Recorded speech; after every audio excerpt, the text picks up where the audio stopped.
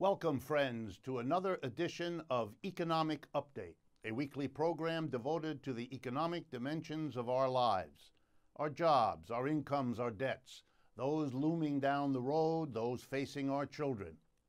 I'm your host, Richard Wolff. I've been a professor of economics all my adult life, and currently I teach at the New School University here in New York City. Well, we have a rich and full program for you today, and so I want to jump right into it, but there's always an announcement or two at the beginning.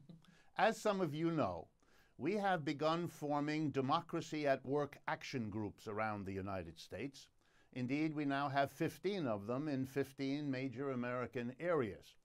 If you would like more information, if you would like to form such a group and would like to have us help you in the various ways that we can, please go to our website. And the best address to use is action, because we call them action groups, action.democracyatwork.info. Democracy at Work is all one word. So again, action.democracyatwork.info. And indeed, our general website, democracyatwork.info, is a treasury of all kinds of useful things. If this program interests you, there you will find interviews, video, audio, written materials that expand far beyond what an hour program like this one can possibly do. This website, democracyatwork.info, and its companion, rdwolff with 2fs.com, these are the websites we maintain. We update them several times every day, and they are available to you without any charge ever, 24/7. That's a service we provide. Do make use of them. In addition to all those materials, they allow you to communicate with us as to what you like and want us to do on this program, or what you don't like. That's up to you.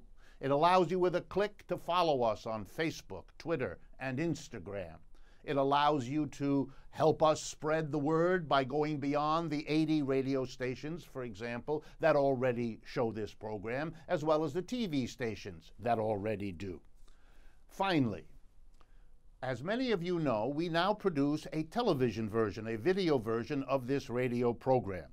It is uploaded within a few days onto our YouTube channel. If you'd like to see the program, if you'd like to see it after having heard it and hear it again, you can get us on the YouTube channel. And if you go there, please look for Economic Update, which is the name of this program. And please subscribe to our YouTube channel, because then you're informed of everything we post there, and it's a good boost for us as well. Okay.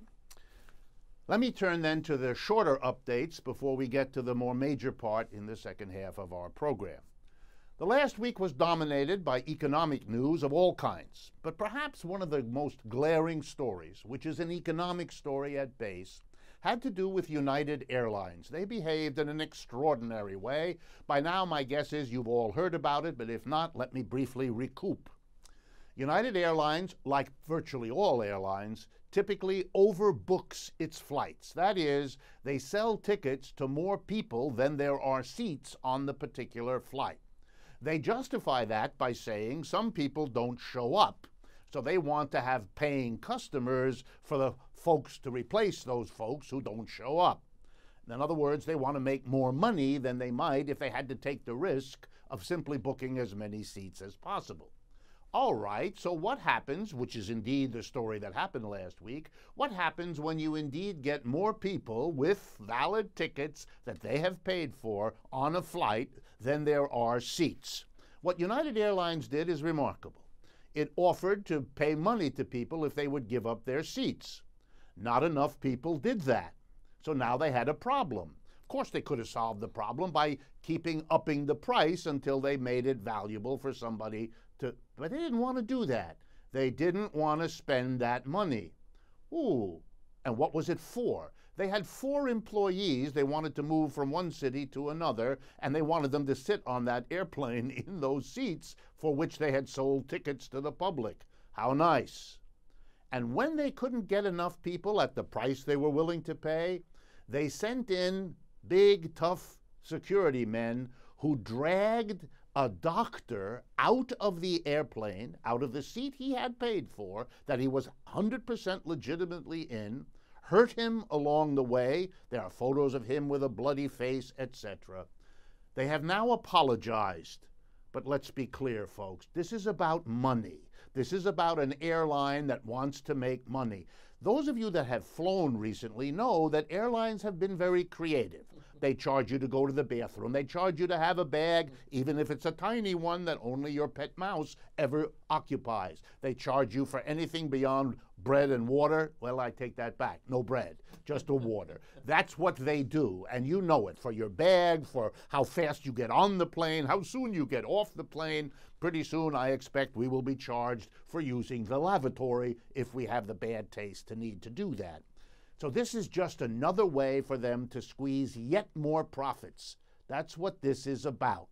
And when confronted with the choice between giving up some of their already bloated profits versus hurting another human being utterly unjustifiably, United Airlines knew which way to go. Get the profit, hurt the passenger. That's what they did.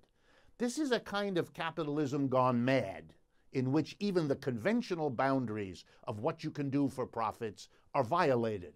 And they're violated all the time. Just a week earlier, there was a story, didn't get the same public attention, in which two young women were forced off an airplane, same thing, overbooking. They didn't protest, they went off, but they weren't happy, and they were told that they had to get off because of the leggings they were wearing. In other words, their dress didn't fit, even though it's a normal dress millions of people wear every day, but it was an excuse to make more money, to be able to do what they want to make more money. The next time you hear the praise of capitalism for the system that brings us economic well-being and efficiency, please remember this story. It's one of many. It is not something only United Airlines does. But when you behave this way, and when other passengers use their phones to catch videos of what you're doing, then you're caught. The president of the company, with unspeakable bad taste, tried at first to deflect attention.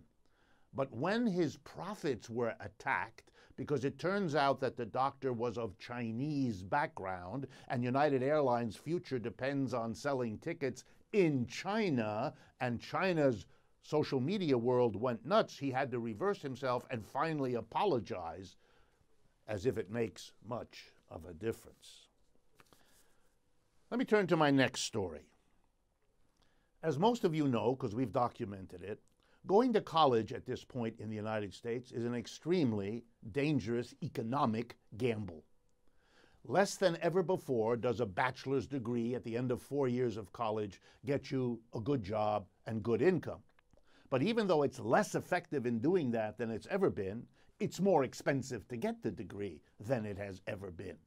And in a bad economic situation, which most American families find themselves in, the solution has been to turn to very dangerous economic, not to speak of dangerous personal decisions, to get this degree in the hopes that even though it isn't as valuable as it once was, it's importantly better than not having such a degree. So what have people done? One of the things they've done is load up on a quantity of debt that is unsustainable. And if you had any doubt about its being unsustainable, please know this. The rate of default on student loans is far larger than the rate of default on any other kind of loan in the United States. Students can't pay.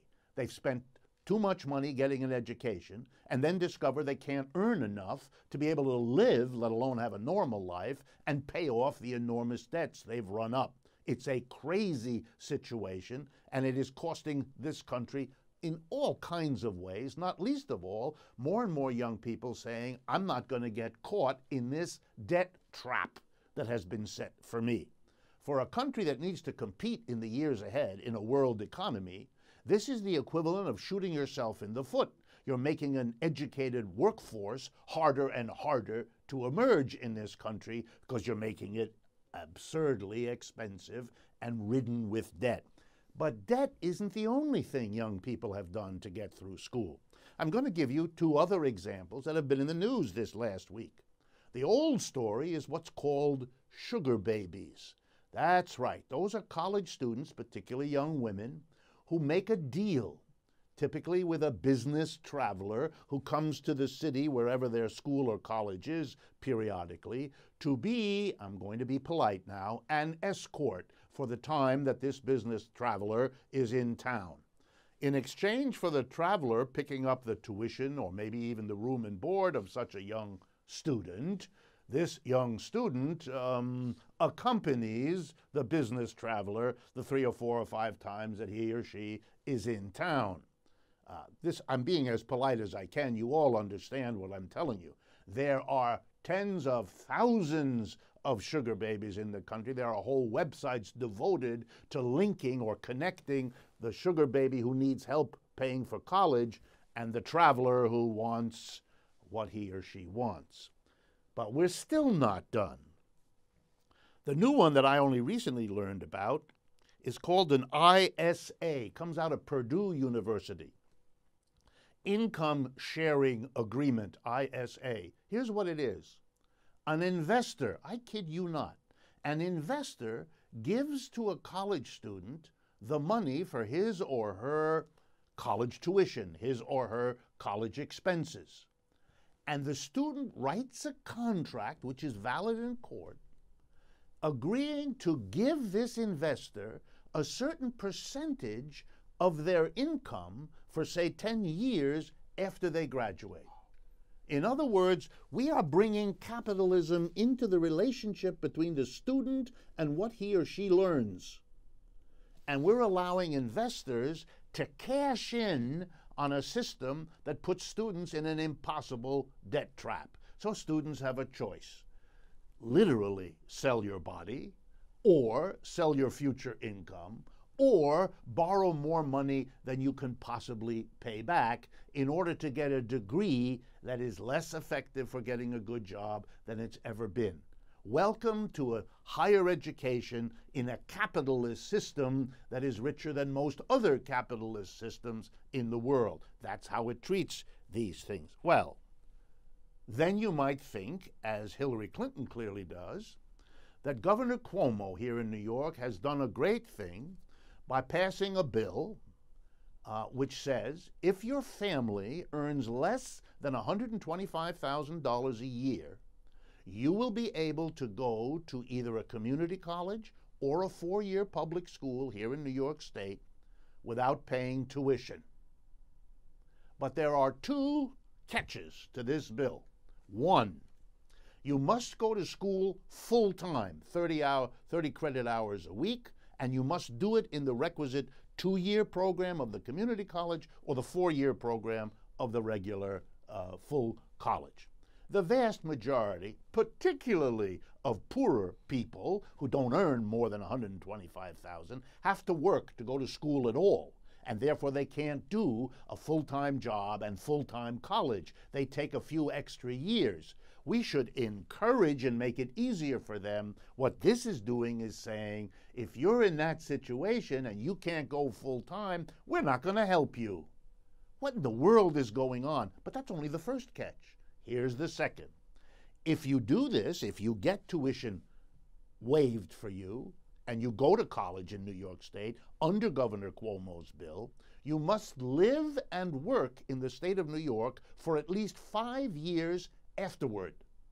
If you don't, if you get a better job offer, if your life partner comes from another state, if you have any one of a million reasons to move, you will lose the money you got because it will be converted by the state into a loan which you must pay back and on which you must pay interest. Now, why does this upset me? Why am I not grateful that at least some poor people will have some help for those of their students who can go to full-time? Why am I not happy? And here's the reason. Governor Cuomo, like all other governors, he's in no way unique in what I'm about to say, has spent his political career, a good bit of it, giving every kind of business imaginable, tax breaks, subsidies, arrangements for this and that kind of governmental help and assistance. And in very, very few cases, Is there any limit on it? Is there any give back that is required? Any compensatory help to the state of New York? Millions of jobs have been supported by the state with money given to a corporation, which can happily leave the state a year later, 2 years later, 4 years later. Many have done so because there's no constraint on them. If we're going to help capitalists do better business in the state without conditions, why are we sticking conditions on poor people with incomes, family incomes less than $125,000, to help them through college? There is something terribly wrong in this set of priorities that governs this. So that when Mrs. Clinton congratulated Governor Cuomo by saying this is a wonderful achievement for progressives everywhere, all I could think of was the problem of her campaign. Same old, too little and too late. And it should not be celebrated anywhere near as much as the glaring contrast between what is done for working people wanting an education compared to corporations wanting a subsidy. The next economic update has to do with something really very serious. It's an old problem in capitalist economies. It's called automation. And we're having a big automation really on the verge of sweeping across the American economy. This has to do with what is called self-driving cars and or self-driving trucks. It is now quite clear from experiments done already here in the United States and in Europe that self-driving cars and trucks are coming, and they're coming pretty soon. They've basically perfected the technology far enough so that we know that. And there have been acts already in various states and so on that it's going to happen. Here's what this means and what the focus of my story is. In the United States, the following people will be affected by the conversion or the transition from cars and trucks that need a driver to cars and trucks that don't need a driver. Here are the numbers, and this I get from CBS News, April 9th of this year. In the United States, there are 3.5 million truck drivers. 3.5 million people drive trucks and earn their living doing that. We have 600,000 Uber drivers on top of that, and 180,000 taxi drivers on top of that. Well, you put it all together, and we have clearly somewhere between 4 and 5 million of our fellow workers who are on the verge of losing their jobs. What are we going to do? It means that things we need, freight moved from one place to another, people moved from one place to another, which is what truck drivers and taxi drivers and so on do, we're not going to get that work done without the labor of a driver. That's an enormous labor-saving technical change. And whenever that happens, capitalism has a choice to make. Number one, and this is what capitalists like, they fire these workers. They tell the truck driver, you're fired. The taxi driver, you're fired. And the Uber driver, you're fired. We don't need you anymore.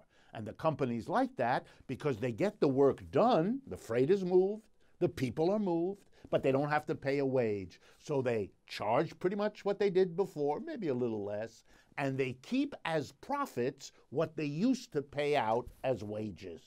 That's the way they want to go, because that's how they use technology for the profit that they're in business to maximize. But there is, of course, an alternative. Here's how we could deal with this. We could, first of all, plan on it. We live in a society in which we read these stories, but there's no government agency working on it. There's no private agency working on it. Nobody is taking responsibility in this capitalist system for the absolute tragedy of what is coming down the pike and what we know is coming down the pike. But here's an alternative that I could offer. We will reduce the work week in the United States from 40 hours to, say, 35 for everybody. And that will mean all kinds of jobs have to be created, so employers replace the work that used to be done in those last 5 hours by the worker who was traditionally there, but because that worker now gets a 35-hour week, that extra 5 hours per worker has to be done by somebody else. And guess who that'll be? It'll be the laid-off truck driver, the laid-off Uber worker, the laid-off taxi worker. And in that way, everybody enjoys less work than they had to do before, which is a wonderful thing for everybody. The price of everything stays the same. The profits, therefore, will stay the same because the wages paid to everybody will stay the same. Ooh. In other words, when technology happens, one way to install it helps profits and hurts the laid-off worker. The second one doesn't boost the profits and uses the technology instead to reduce the amount of labor. Here's the irony, folks. Technology has always been justified on the grounds that it makes life easier. But it's capitalism that prevents that from happening by taking the earlier route, using technology for profits and not to save money, and to save labor for working people. A different system would handle technology in a different way. The last short update before we get to the major part. I have to take issue with Mr. Larry Fink. In case you don't know who Mr. Larry Fink is, he's the head of something called BlackRock. And you should know about BlackRock if you don't, because it's the world's largest asset manager. This technical term means this is the biggest company that takes in companies and wealthy people's money and manages the investment of that money for them. BlackRock is the biggest one in the world, and Mr. Larry Fink runs that company. Here's what he has been proposing this last week, and that's why I'm talking about it with you.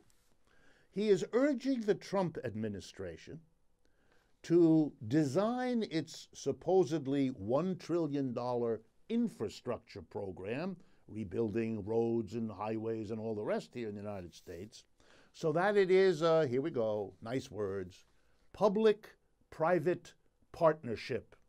Well, I've been around long enough to know that the minute I hear the word public-private partnership, I know which part is ripping off which other part of that game. But let me show you how it works here. Here's what Mr. Fink is doing, but Mr. Fink didn't tell us, but I will. Number one, corporations across America evade their taxes. This program has gone through that 10 different ways. They park it abroad. They hide it in tax havens around the world. They misrepresent what they're doing. They hire accountants who are specialists at all of this. You know the story. It's been in the press every year as long as I can remember. But when big corporations cut out their taxes by locating their business in Ireland or whatever they do, it starves the government here of the revenue it had otherwise would have been able to collect. And starved of revenue, guess what the government does? It economizes somewhere. It's afraid to make up for the revenue corporations and rich people evade by taxing the rest of us. I mean, it does that, but it can only go so far. And then it gets the pushback that means the end of your political career. So the government, starved of money by tax evading corporations and the rich, is stuck. It has to economize somewhere. Guess where it economizes?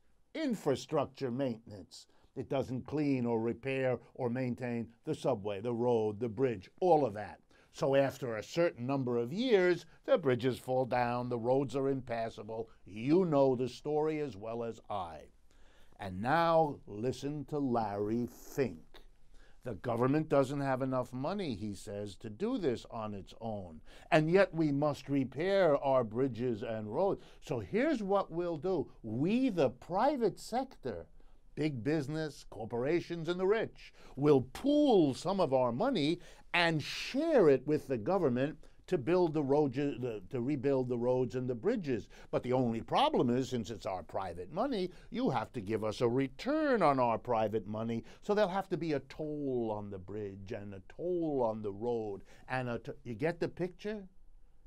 This is a hustle, friends. This is the corporations and the rich not paying the taxes, destroying the infrastructure, and now they're going to make money by giving to the government as an investment the money they cheated the government out of before by not paying their taxes. And they want a return on all of this.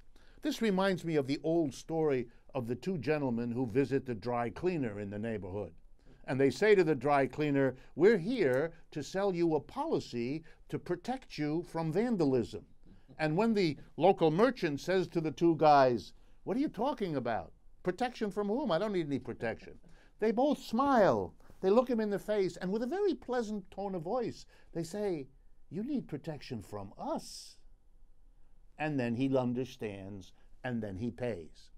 Mr. Larry Fink of BlackRock is playing exactly the same game. You either give us the money on an investment to help you rebuild the infrastructure, or you're going to watch it deteriorate even more. We are going to make money first by not paying the taxes we ought to, and then we're going to make money again by getting a return on giving you the money we saved by not paying you taxes in order for you to do what you otherwise could have done as a public project to maintain the public roads without sticking us with the toll to pay off private investors to help. This is a hustle born and developed in a capitalist economic system, because that's how this system works, which is why it deserves the kind of criticism and debate that is so rare in the United States. And the remedy for that is the growing number of commentators, programs like this one that are trying to balance the kind of mindless cheerleading for a system that should be replaced by a sober, honest, balanced assessment of the strengths and the weaknesses of a system that has escaped a proper debate for far too long. We've come to the end of the first half of this program. In the second half, which I urge you to stay with us and listen to, I am going to be proud to introduce you to the person who has taught me more about the labor movement in this country and the condition of the labor movement and what it all means to the way this system works than anything I have read or known in my long academic career. So it's a big privilege, and I urge you to stay with us to learn some of what this person who spent a lifetime in the American labor movement has to tell us. Stay with us. We'll be right back. When some people struggle with their mortgage payments, they become frozen. But the people who take action are far more likely to get the most positive outcome. Call this free government program for the option that's right for you. All right, I know this isn't any fun to talk about, but we should. Okay, so who's gonna do what? I'll pack the dead batteries. Great. I'll only put what I don't need into a duffel bag. Perfect. That's totally unhelpful. No problem. Meanwhile, I will try to comfort everyone by speaking in a calm voice. And I'll try to get the generator going without any gas. Oh, let's not forget the cell phones, which probably won't work. Right. And who is going to handle supplies? I can forget to do a list for us. Thanks, pal. Well, I think we couldn't be any less prepared. I'm proud of you guys. Talk to your kids about who to call, where to meet, what to pack. Visit ready.gov/kids for tips and information.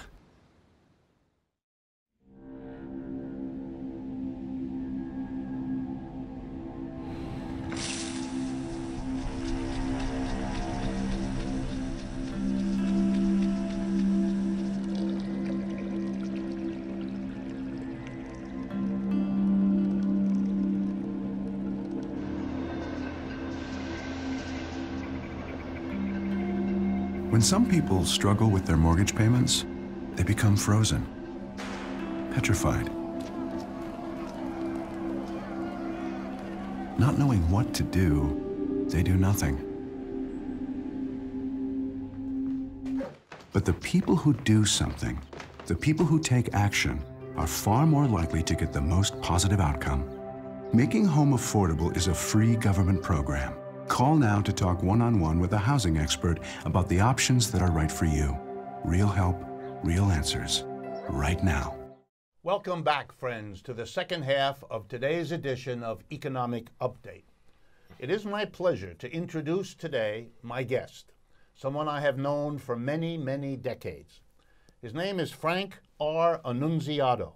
He retired last August after serving 15 years as executive director of the University of Rhode Island chapter of the American Association of University Professors, the official representative of the academic staff at that state university. Frank has worked for public and private sector unions in Connecticut, New York, and Rhode Island. The unions include the Hotel and Restaurant Employees Union, the Connecticut State Federation of Teachers of the AFT, the University of Connecticut chapter of the AAUP, the Professional Staff Congress Union at the City University of New York, and at URI as well. He has also taught labor topics at the University of Connecticut and the University of Massachusetts. In the early 1990s, Frank served as the director of the National Center for the Study of Collective Bargaining in Higher Education and the Professions, a program situated at Baruch College in New York City. He has published a number of very important articles on the theories of Antonio Gramsci, the great Italian scholar and activist, on Gramsci and Fordism, on commodity unionism, and a number of articles on higher education and collective bargaining there. So it is an enormous pleasure for me. I've known Frank a long time. Thank you very much for coming on the program, Frank. Thank you for inviting me, Rick. Okay, I want to jump right in. I want to take advantage of your life of work in the labor movement and your life of thinking about the labor movement. So even though I'm most interested in your explaining why the labor movement is in the condition it's in today, let's start by having you give me an overview for our listeners and viewers. Also, what is the condition? How would you describe the condition of the American labor movement generally in the United States right now? Well, I don't think it would be an exaggeration to say that the labor movement is on death's doorstep. Right now, there's only about 10.7% of all workers that are members of unions. And if you separate that public and private, you'll find that there's only about 6% of private sector workers who are members of unions. And private sector, as you know, as an economist, is infinitely bigger than the public sector. So I think we have a real problem on our hands. I think we all should be concerned. I'm a union baby. I mean, I grew up in a union household, so it's always been part of me.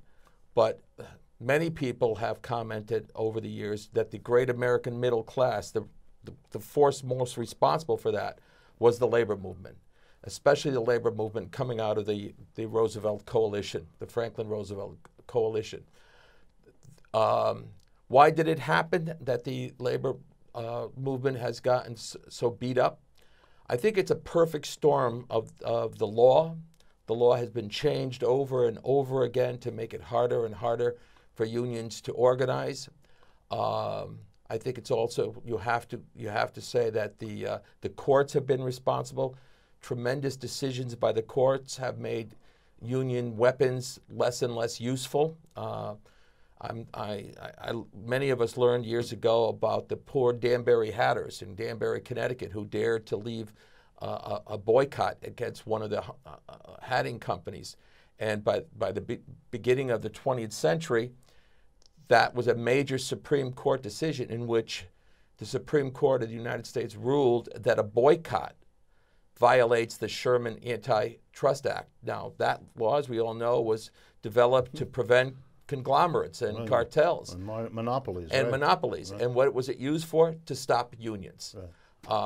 So things like that have really created this situation where unions are no longer able to organize, to represent people, except for the public sector and except for unusual places like New York, where unions maintain themselves, are still strong, still viable.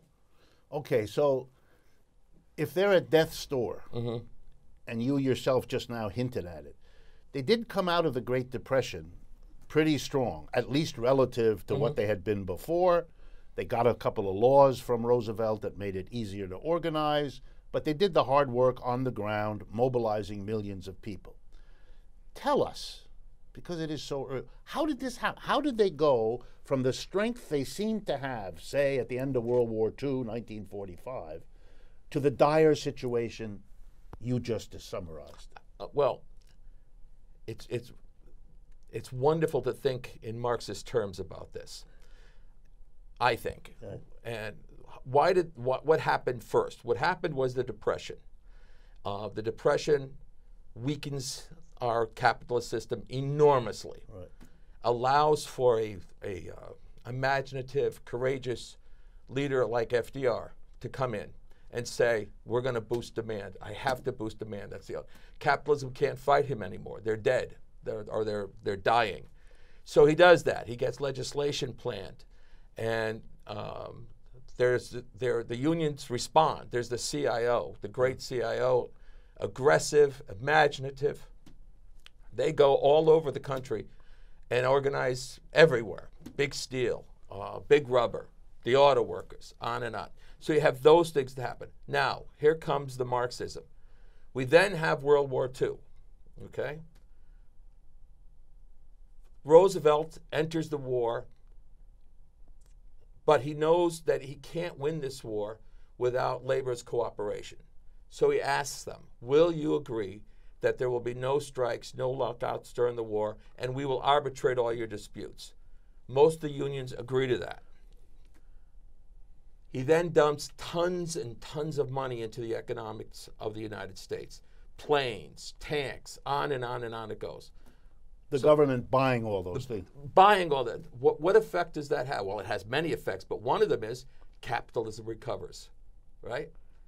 So while the workers are doing well, capitalism is also doing well, I think. And so after the war, they're in the catbird seat.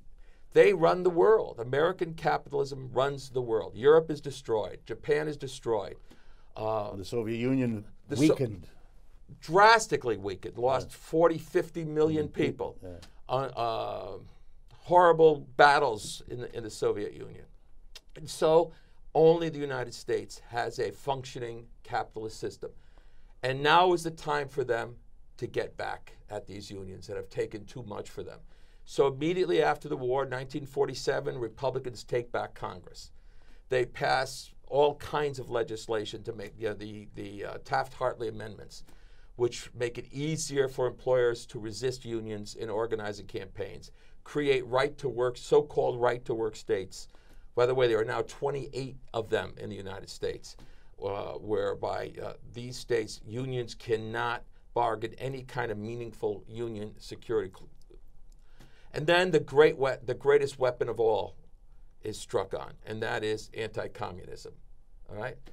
So the Soviet Union, which had been our great friends, our great allies, who lost more people in the war than all the other countries perhaps put together, is now our enemy. Right. And they are in government. They are here. They are there. And so the labor unions are accused of being communist-ridden, especially the CIO unions. Walter Reuther, the great progressive, beats up on the communists and the auto workers. The CIO in general dismisses 5 communist unions. So it's one after another attack on the union movement. The 50s, we see the Landrum-Griffin Act, which regulates how unions operate. So it's an unrelenting attack on unions.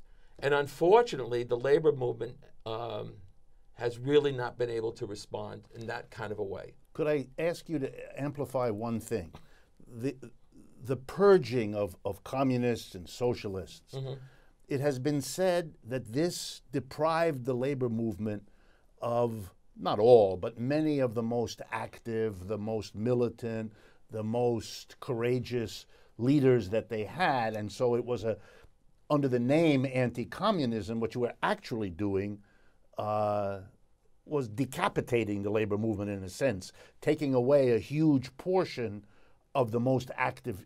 Is that something that you've also found? Your old colleague at UMass and my old professor at UMass, Saul Barkin, wrote a piece in 1962 because he was noticing then that the labor movement was declining. And one of the reasons he gives for it in 1962 is it lost its imagination and it's lost its heart. It lost the people who were providing the ideas that were magic to the American public.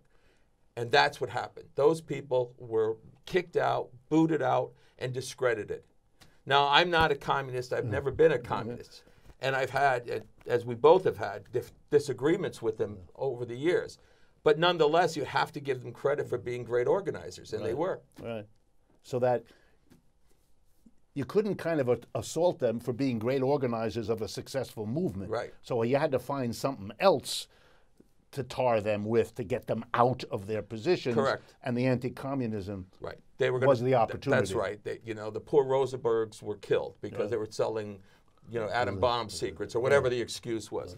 All of that was really to discredit the role of the left in the labor movement. Okay. That might explain the decline, say, from 1945, I don't know, into the 1970s. But as we both know, the decline has continued.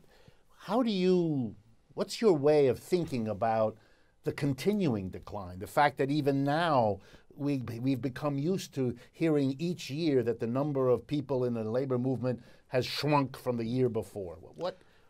What's the lasting legacy, perhaps, of what you just talked about? One of the things I think that has happened is that the political leadership of this country has turned away from unions. We're not popular with them anymore, all right? And how does that manifest itself? And I challenge you. Who was the last president you would say in this country was pro-union? That's hard. It's hard, isn't it? It's very hard. I'll give you an answer that I have, and you're not going to like the answer. Lyndon Johnson. Yes. Right? I could have thought of it. I thought maybe the peanut farmer, but he wasn't much. He wasn't much. So we have to go back to Lyndon Johnson. Right. So we're talking half a century. We're talking about, 1968. Right. He's out of office. So we didn't have, think of our last president, a progressive man for sure, did a tremendous amount of good things. The Teamsters Union was never, according to them, never invited to the White House. People wonder why are building trades and Teamsters so positive on Trump. One of his first acts was to invite them to the White House. Right. And the head of the Teamsters Union reportedly said, never was invited here under Obama. Right. All right. So that's the stuff that's going on. First of all, we have not had the political leadership saying what FDR said, I want you to join a union. And why not? Why can't they say that, right? It's now become, no, we can't talk that way because it's not popular anymore to talk that way. The second thing is, I think, is that we are responsible. We in the labor movement are responsible for that. When I first started working with the teachers union, it was well known within the union movement that private sector unions were funding the efforts of public sector unions to thrive. So the steel workers, the auto workers dumped millions of dollars so there could be an AFT, so there could be an AFSCME, all right? We're not doing that anymore. Now I think it's time for the public sector unions to say, okay, here we are, and then we're going to bring you back to life at this point. The private sector unions. Yes, right. And then, it's the law. The law is, Mr. Bumble said, right, the law is a ass, and it is. It is an ass. Unions, it's now, we have a labor board. Obama made it slightly better, but still a labor board that more often than not rules that employers have freedom of speech, that employers can campaign against unions.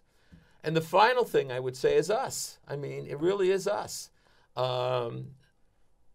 We're not as imaginative, we're not as bold, we're not as willing to take risks as we used to be, or as our parents used to be. There's a new book out, and I'm reading part of it. It's kind of funny, actually. It's called the sociopathic generation, in which it blames us baby boomers for everything that's wrong in America. So let's say that's half right. Then we're also responsible for what happened to the labor movement as well. So I think, one of the most exciting things that I have seen happen over the last 10 years is the Occupy movement. Well, you're ahead of me, Frank, but let me just ask you to do that. You've painted a dire picture. You've given us an explanation of how you see it got this way. What do you see is happening that might, no guarantees, revive something like the labor movement, the left movement that was in existence and effective in the 1930s? We know we can have such a movement because we've had it. We know it can do great things because it did. What are the chances and how could it emerge again? Well, I think the Occupy movement was exciting for that reason. People criticized it because they said that, I heard this in Rhode Island all the time. Well, there's no Act Two. It's just, and yeah, that's true. Right. But nonetheless, millions of people were affected by that. Right. Millions. It's hard to imagine the Bernie campaign without the Occupy. And it's hard to imagine a university campus where there wasn't a door with, 1% on it, yes, right?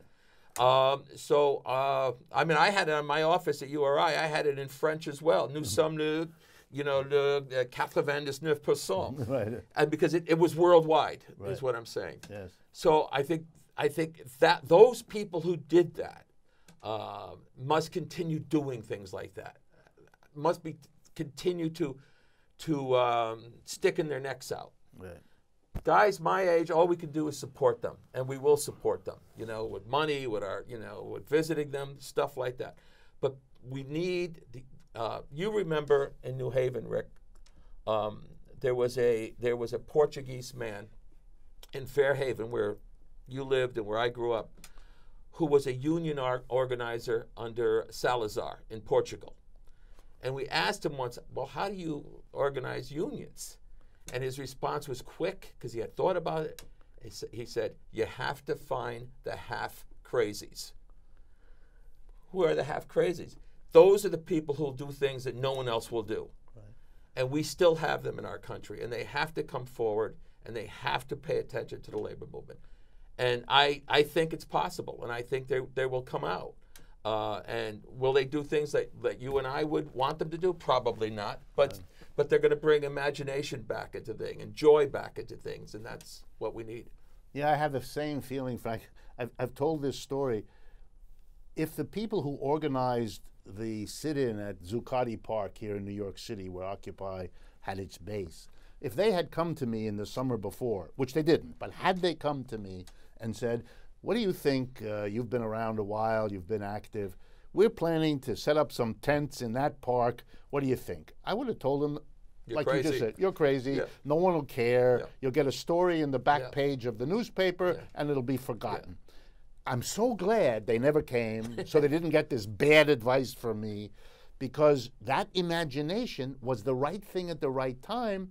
Who could have imagined that within a matter of weeks, 350 cities across America would have encampments on their downtown parks?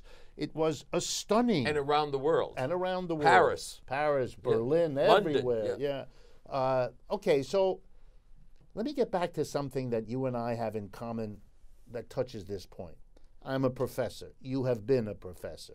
We are people who are making an interview on the radio and TV now. What's our role? You said it generally before, support, help. What can we say, though, about what's going on that might help the half-crazies to see their way forward to applying their courage and their initiative to the rebuilding of a labor movement? What you started this program on is the one thing that we could do the most on. You providing an analysis of the news. We don't get that anymore. I read every day the New York Times, and most of the times I want to rip it up and throw it away, right? Because it has this unbelievable bias about things. You can't. We were talking earlier. Julie Stein, poor Julie Stein. You would think that she was the most evil person in the world, according to the New York Times. So you providing these kinds of services to people, this kind of analysis for people. And we all have to do things like that. We all have to become more public. But at the same time, I think we have to keep a distance so that the younger generation could really lead this fight, which they have to. Right. Do you see anything like that happening? I mean, you pointed to Occupy. Right. Anything else that has occurred that you might point us to be aware of? Well, just whatever's crossed your horizon.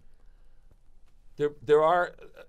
It's not much that I see. And maybe because I was in Rhode Island for so long. I mean, no, I don't mean to be critical. Rhode Island is a strong union state. Yes, as states go, it has right. always been. It's almost as strong as New York is, and there's very strong people there, and imaginative people there. But no, I don't see a lot of it going on. It may be because I'm not looking. You know. I mean, I know there's labor notes. I know Stanley Aronowitz has just written a book, which is a very good book, by the way, and I recommend people to read it. Tom Gehogan, I think is how he pronounced his name, a labor lawyer in Chicago, has just written a book too. Both those books, Stanley's book and Gehogan's book, are about the decline of the labor movement. So people are focusing on this and are giving ideas about this, and I think that's all to the good. Right. Hopefully people are reading them. Yes. Well, mentioning them here will help do that. I know at some points you taught me things about labor movements in other parts of the world. Yeah. Are there things going on that you're aware of elsewhere that Americans need to think about, to know about? Well, you know, both of our favorite countries is France. Right. And I think people ought to look at France in terms of what they mean by a labor movement. They don't mean what we mean, you know, millions of people are members or paying dues or anything like that. They mean what people will go on strike, what people will actually risk something. That's the labor movement. That is made even conservative politicians, like, if you remember, of course you do, but if everybody remembers Sarkozy, the former president, right? He actually made a deal with the unions, right? He said to the unions, okay, I'm willing to throw more money into the unions. I'm willing, but let's have the workers choose which unions they want to represent them, and 5 of you will be chosen, all right? The top 5. What does that mean? One of the things that Stanley Aronowitz talks about, Tom Gehogan talks about in their books, is getting rid of this notion of exclusive representation. To have minority unions, to have people go out there and, you know, and say, we want to be recognized and we don't care if anybody else dislikes us, right? See what happens. Right. That's true. Right. See I love this, because see what happens is your way of saying something that strikes me as so important.